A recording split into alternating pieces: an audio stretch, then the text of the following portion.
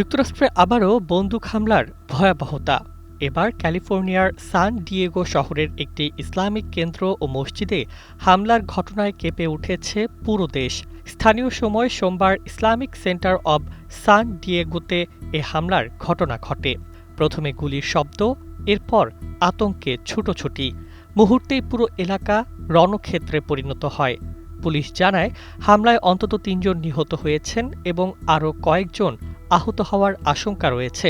নিহতদের একজন ছিলেন ওই ইসলামিক কেন্দ্রের নিরাপত্তারক্ষী, যিনি নিজের জীবন বাজি রেখে আরও বড় প্রাণহানি ঠেকানোর চেষ্টা করেন। উন্নত প্রযুক্তি এবং অভিজ্ঞ চিকিৎসক দলের নিরলস প্রচেষ্টায় আমরা আছি আপনার পাশে। ডেল্টা হাসপাতাল। ঘটনার পরপরই পুরো এলাকায় অ্যাক্টিভ শুটার সতর্কতা জারি করা হয়।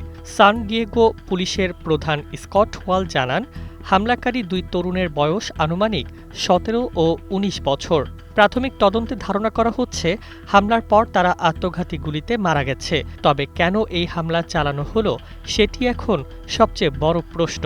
পুলিশ বলছে, ইসলামিক কেন্দ্রকে লক্ষ্য করেই এই হামলা চালানো হয়েছে বলে প্রাথমিকভাবে এটিকে ঘৃণাজনিত অপরাধ বা হেট ক্রাইম হিসেবে বিবেচনা করা হচ্ছে। সাম্প্রতিক সময়ে যুক্তরাষ্ট্রের ইসলাম বিদ্বেষ ও মুসলিম বিরোধী উস্কানি বাড়ার প্রেক্ষাপটে এই হামলা নতুন করে উদ্বেগ তৈরি করেছে। বিশেষ করে গাজা যুদ্ধ ও মধ্যপ্রাচ্য সংকটের পর যুক্তরাষ্ট্র জুড়ে মুসলিম সম্প্রদায়ের নিরাপত্তা নিয়ে শঙ্কা আরও বেড়েছে। ঘটনার সময় ইসলামিক স্কুলে শিশুরাও উপস্থিত ছিল, তবে সৌভাগ্যবশত তারা শারীরিকভাবে অক্ষত রয়েছে।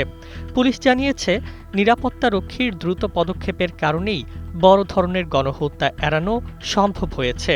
ঘটনাস্থলের টেলিভিশন ফুটেজে মসজিদের বাইরে বিপুল সংখ্যক পুলিশ, সোয়াট টিম ও জরুরি উদ্ধারকর্মীদের উপস্থিতি দেখা গেছে। মসজিদের ইমাম তাহা হাসানে বলেন, এটি শুধু মুসলমানদের উপাসনালয় নয়, বরং সব সম্প্রদায়ের মানুষের মিলনস্থল।